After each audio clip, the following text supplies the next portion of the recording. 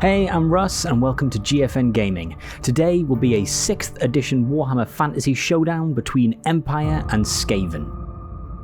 If you've been following along with the 500 point build challenge, you might be aware, but if not, this is the first test game we'll be having, and it's going to be the first 500 points of Phil's Avaland Empire versus the first 500 points of my Skaven army. We're not playing any specific mission, we're just going to have a very easy stripped down board with 2 deployment zones. So that's the map. Let's look at the teams, starting with the Skaven. The first unit for the Skaven will be a core unit choice of 20 clan rats.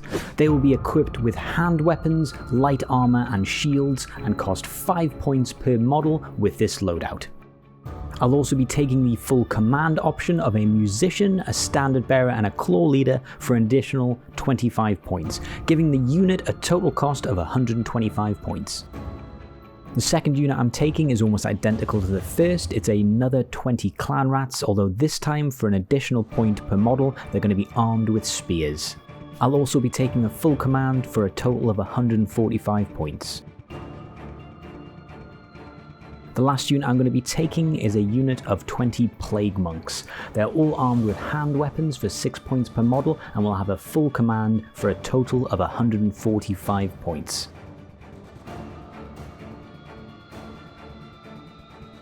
Finally, the last unit in my force is going to be a Plague Priest. He's going to be armed with just a hand weapon, but he will also have the Talisman of Protection for a total cost of 85 points. He will also be part of the Plague Monk unit.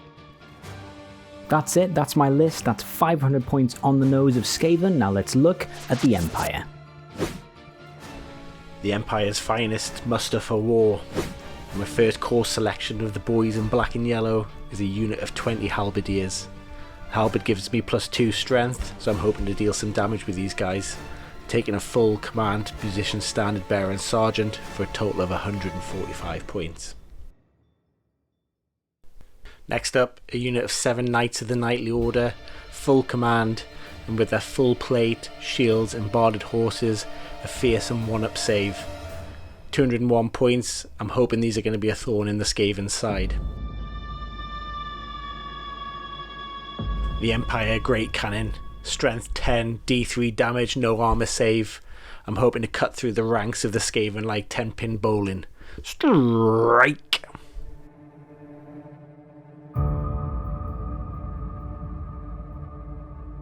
And finally, my Empire Captain mounted on a warhorse, 60 points. Alright, I've made a mistake here. I didn't realise he didn't have any armour. Hopefully his finery will see him through the day though. Look at those feathers. And that's it, those are the forces for today's small battle. We have a group of Skaven clan Pestilens against a small force of Avaland or Avaland, the Empire. As we've picked a pretty blank mission for our test, we're going to roll for deployment zones. Winner gets to choose. Skaven win, and we're going to choose this deployment zone. Then rolling to see who deploys first, and Skaven win it again.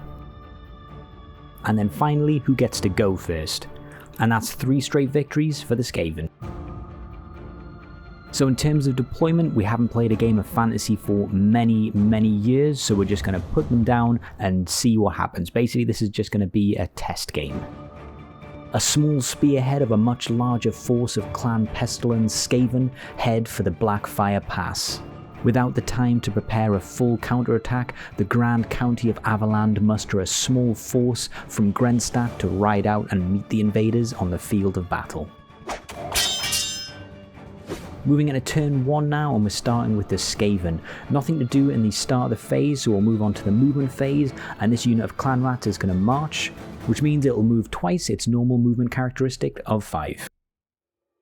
The unit of Plague Monks, also carrying the Plague Priest, are also going to move forward, but they're not going to march, just moving forward 5. Final unit of Clan Rats is going to march as well, but I'm going to wheel them a little bit, just turn them before moving them, just so that hopefully in later turns I can move them back for a good flank action.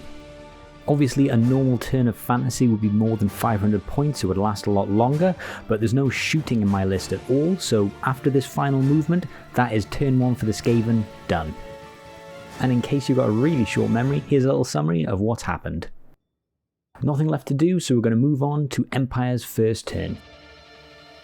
Again, the start of the turn is reserved for tests and there's none to be taken here, so we're going to move on to the movement phase. Playing a little cagey, Phil's going to move his halberdiers but not march, just moving there 4 inches. He's not moving his full distance with the knights however, as he wants to bait me to move closer so he can get the charge off, so he's just going to wield them and move them and keep them in line with his halberdiers. War machines get a free pivot before they shoot, and that's the end of the movement phase. Here's a recap, but there's not a lot happened, just these 2 units moving forward slightly. And with that recap, we now move on to the shooting phase. Commence the shooting!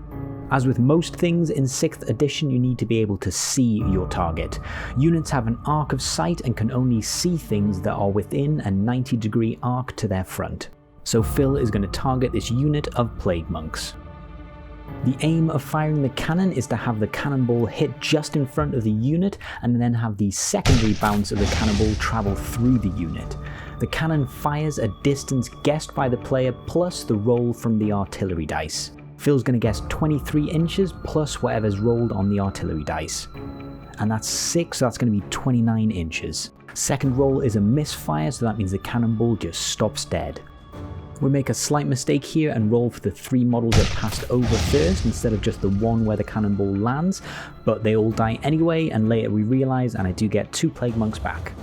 It's a strength 10 cannon that wounds my Plague Monks on 2s and there's no save. With the cannon fire ringing out across the battle, that is the end of the turn, so here's a quick recap of what's happened.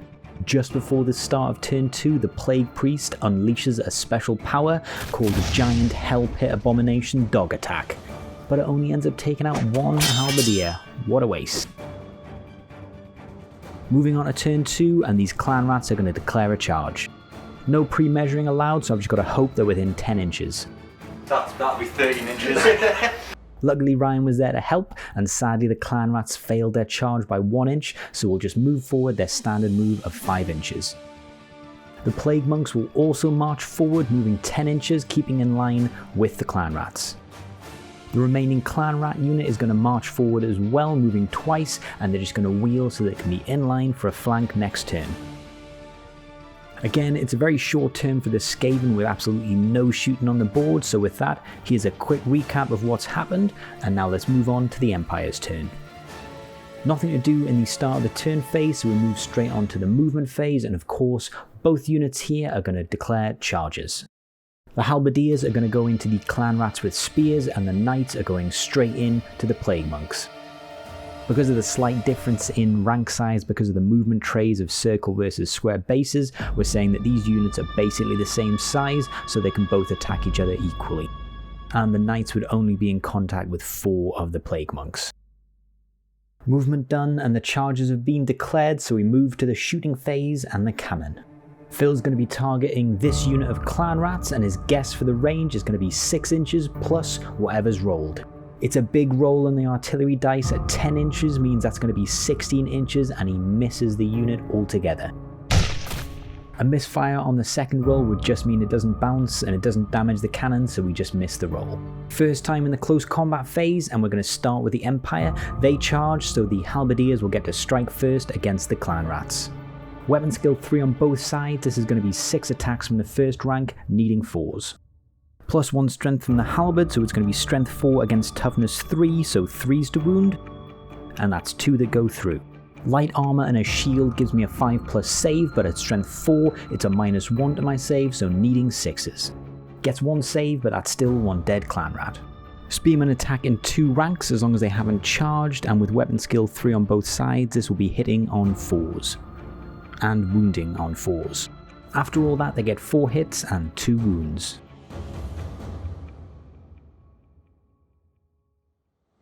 Fails both saves, so that's 2 dead halberdiers.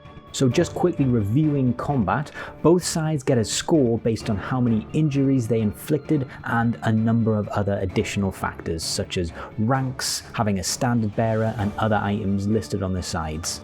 They then tally up their overall score for the combat. These scores are compared and the player with the highest score wins the combat. The player that loses then needs to take a break check. This means rolling 2d6 plus the difference between the winners and losers' combat score. If the score is greater than their leadership, then they break and flee. Despite having a lord close by, an 11 is a fail, so they have broken. This unit will now need to take a panic test, just making it on an 8. Doing this a little out of sequence now, it should happen at the end of the combat phase really. As they have a move characteristic of less than 6, they will flee 2d6 inches. And they will be running away slowly for 5 inches. My clan rats are no longer in combat, so they will pursue, also chasing for 2d6 inches. And with that, they'll be getting 11 inches on the pursuit. This means as they turn and flee, the clan rats will catch a unit of halberdiers and they will be completely destroyed as they flee. The clan rats will continue running their full 11 inches forward. Again, slightly out of sequence, and we move on to this combat next. Both units contain a general, so... Challenge! Phil's Empire Captain is challenging my Plague Priest to one-on-one combat. Both are weapon skill 5, so it's going to be 3 attacks hitting on 4s. At a whopping toughness 5, it's going to be 5s to wound, and that's no wounds going through. 2 hits back from the Plague Priest, and on the roll of a double 2, they both fail to wound. Remember the attack from the steed, but it fails to hit on a 3. And with that, they remain locked in combat. That were a bit anticlimactic, that. Aye, I've got a good mind to ask for my money back. Neville, man, you're a disembodied head. What would you use the money for?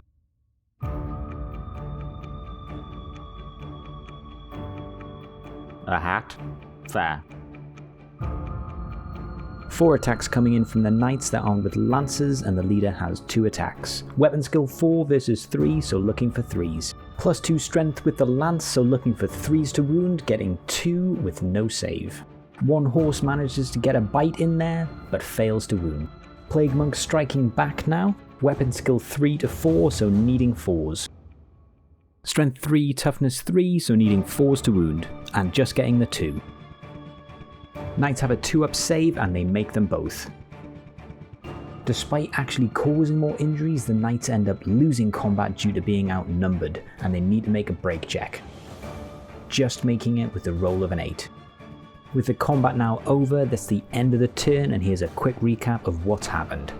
The cannon fails to hit its target, the halberdiers are taken out of action whilst the knights remain locked in combat with the Plague Monks. Moving on to turn 3 now, nothing for the Skaven in the start of the turn phase, so we move straight on to the movement phase. Slight mistake here, a unit this close within 8 inches of an enemy unit can't march, but that said, I do march them towards the cannon. Second clan rat unit is also going to march and wheel, trying to get the flank on the charging knights. Didn't declare a charge because I would have been too far away. And with that small movement done, it's the end of the movement phase and we move into the close combat phase. The Duel of Ages continues, both have initiative 5, so the attacks will be resolved at the same time. Starting with the Plague Priest first, weapon skill 5 for both, so needing 4s to hit. Gets 2 and it's 1 wound, and then I remember the frenzied extra attack, which hits and wounds. Strength 5, so no save for the captain, so he will die at the end of this combat, but not before he strikes back. Needing 4s, and he misses them all. And with that, the Plague Priest finally drags the captain from his steed, killing both. Oh, that's more like it, that. Ah, smashing. Nice hat. Ah, thank you. With the leader slain, we move on to the rest of the combat. It's the same initiative, so these attacks will be resolved at the same time, starting with the monks. Weapon skill 3 to 4, so needing 4s to hit. And all 3 go through. At strength 3, there should be 4s to wound, but I accidentally count the 3s because I think it's strength 4. But with a 2-up save on the knights, he makes them all anyway. Knights attacking back now, hitting on 3s. Getting 3 hits, no longer with plus 2 strength now, they'll need 5s to wound, and they get nothing. No injuries inflicted either side, however, as the Plague Monks still outnumber the Knights, having more ranks and a higher unit strength. The Knights lose combat by 2, so we'll need to make a break check with a +2. Leadership on the Knights is 8, so they're going to need to roll a 6 or below to pass that break check. Phil rolls an 8, so they have broken, and then we're going to run 3d6 away because they're mounted. So they'll be running away for 10 inches. The Plague Monks must pursue because of frenzy, but they only get 2 inches, so the Knights will get away. The unit that is fleeing moves away from the unit that it was in close combat with, but cannot move within 4 inches of another unit, so as best as we can determine, the fleeing Knights will end up here, fleeing their full 10 inches with the Plague Monks limping after them. And that's the end of the turn for the Skaven. Here's a quick summary of what's happened.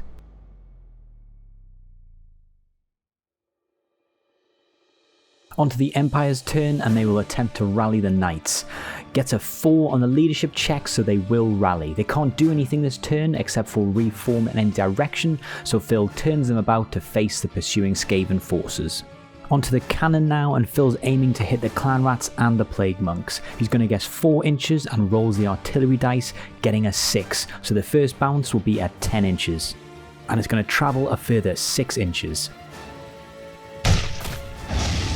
As it does, it will pass through 5 models, 4 Clan Rats, and they all die, and a Plague Monk, and he lives. And with that cannon fire and the squealing of dying Skaven, we move on to turn 4.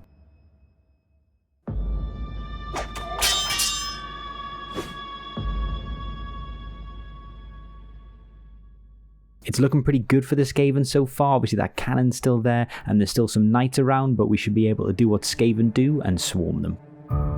Into the turn 4 movement phase for the Skaven, and this unit of Clan Rats here, again within 8 inches, so they shouldn't be able to march, but they're going to march forward towards the cannon.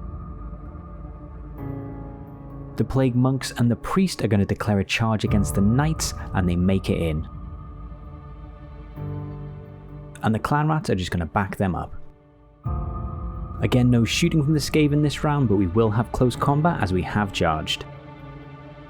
Using white dice for the Plague Priest, he'll be hitting on 3s and the Monks will be hitting on 4s.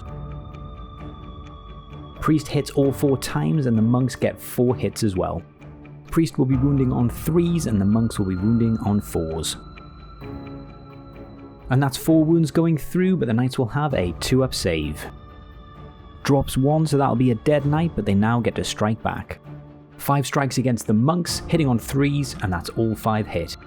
Trickier part, needing 5s to wound, and that's just 2, but that's 2 dead Plague Monks. It's a similar story for the Knights. Although they inflicted more wounds, they've actually been outscored in the combat by the Plague Monks and are going to end up needing to take a break test again. The difference between the combat scores is 2, so it's going to be a leadership check from the Knights plus 2. Phil rolls a 9 for his leadership check, so we'll now roll to see how far they flee. Phil's Knights are going to run away for 13 inches and my Plague Monks will chase for 9. With the Knights fleeing towards the edge of the battlefield and the Plague Monks in quick pursuit, it's looking pretty good for the Skaven here at the Battle of Blackfire Pass. Moving on to the Empire now, and at the start of the movement phase they're going to have to try and rally those Knights to keep them in the game. And on the roll of an 11, that means they're going to flee or continue fleeing right out of the battlefield. They're going to continue to flee 3d6 inches and that'll take them off the board. Before he concedes the game, Phil wants to fry as many Ratmen as he can, so he's going to fire a grape shot into my Clan Rats. Breaking out the templates for the first time in what seems like an age, we're going to measure this up and see how many Clan Rats are going to get peppered by this grape shot. Oddly, both of our rule books had a different rule for grape shot. Mine showed you roll the artillery dice and that's how many hits. Phil showed you have the template, so we went with the template. Fails to wound on one of them, so that's 10 wounds going through. And at -2, my Clan Rats won't have a save, so that's just 10 dead Clan Rats.